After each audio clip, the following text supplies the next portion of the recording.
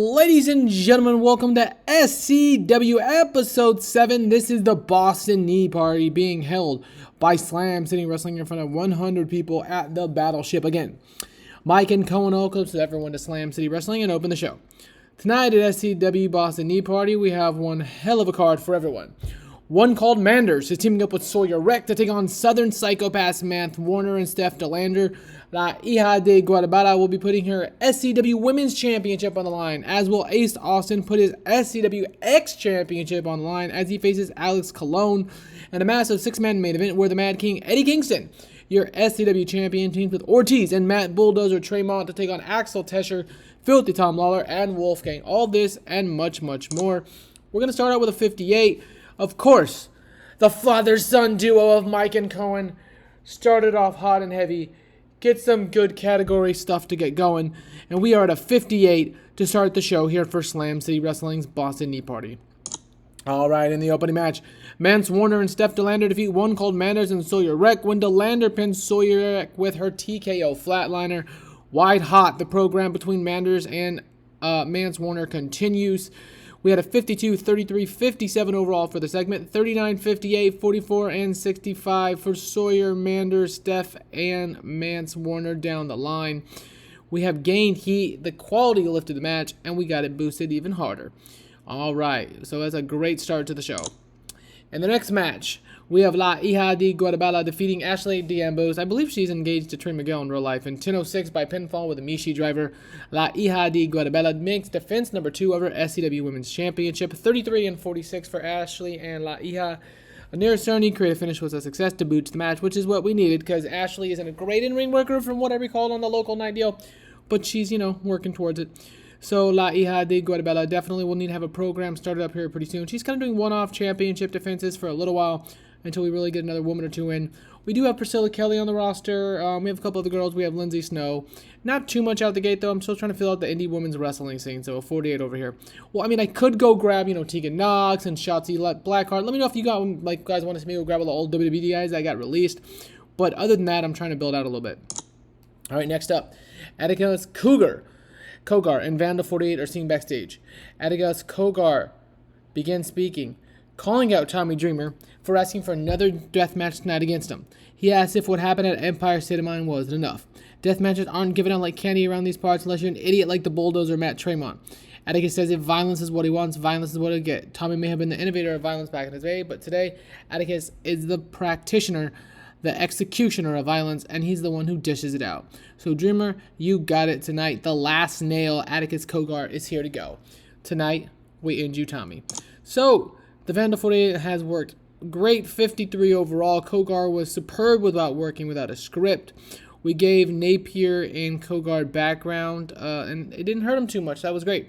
So Vandal 48 is letting the world know that tonight Atticus Kogar is going to end Tommy Dreamer, or so he thinks.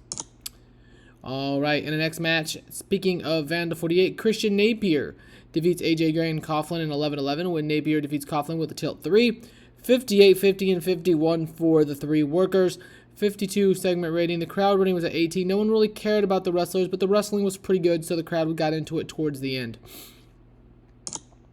Regular, Victor to be protected. Okay, so nothing too crazy. I don't remember exactly what I did on that one, but Christian Napier of Vandal 48 with the victory. And in the next match, and about that, I had fantastic heat and great wrestling. Atticus Kogar defeats Tommy Dreamer with his headlock driver, 50, 36, and 47. Kogar's finish was a failure. That's unfortunate. Tommy Dreamer got a 34, Kogar with a 65. We did a great job, though, at, working well together on commentary per usual. And Atticus Kogar absolutely mauls Tommy Dreamer. As the bell sounds, Atticus, Otis, and Christian of Vandal 48 begin to tie up Dreamer in the ropes, much akin to what Raven did to him back in ECW. Preacher style, crossed. A chair is handed to Atticus, but upon flipping it, we see barbed wires wrapped around it. Atticus wastes no time and begins to cut up Dreamer across the face with multiple chair shots until officials, referees force him to stop. Tommy Dreamer may be done for. 46 overall, Vandal 48 Sterling has advanced. The commentary lifted the segment, and the color did as well. 46, Tommy Dreamer will, for the time being, not be featured in SCW, but I may bring him back at another time. I don't know if I'm going to release him from the roster or just let him hang out, but regardless, Dreamer won't be booked for a while. And the best had a decent reaction from the crowd. Carissa Rivera defeats Zeta Steel in 10-19 via submission, 41 and 47. The Real Deal got a great gimmick. Carissa seemed off her game. This match did its job and gave the crowd a breather. So again, we're using Carissa's 89 overall sex appeal in an eye candy match to basically give the crowd a breather before the main event and the co-main event here. So 45 overall.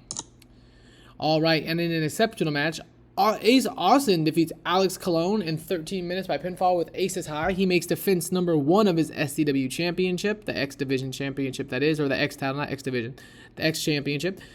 A 59 and 54 for Ace Austin and Colon. While they didn't have any great chemistry, it looks like they meshed pretty well because those are 2 damn good ratings.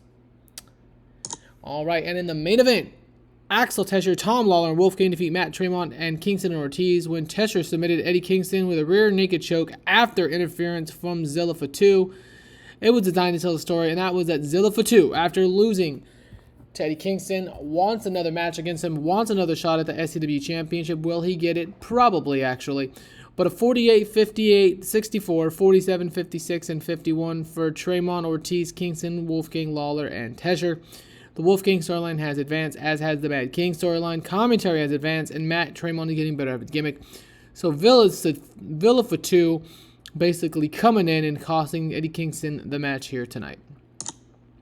We're going to have a 56, which is freaking bummer, man. I for sure thought this was going to be a much better show. Our best rating ever is a 61.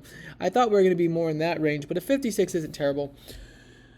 All right, well, this was the SCW's event of the Boston Knee Party from the Battleship in front of 100 people. Until next time, everyone, thanks for watching and have a glorious rest of your day.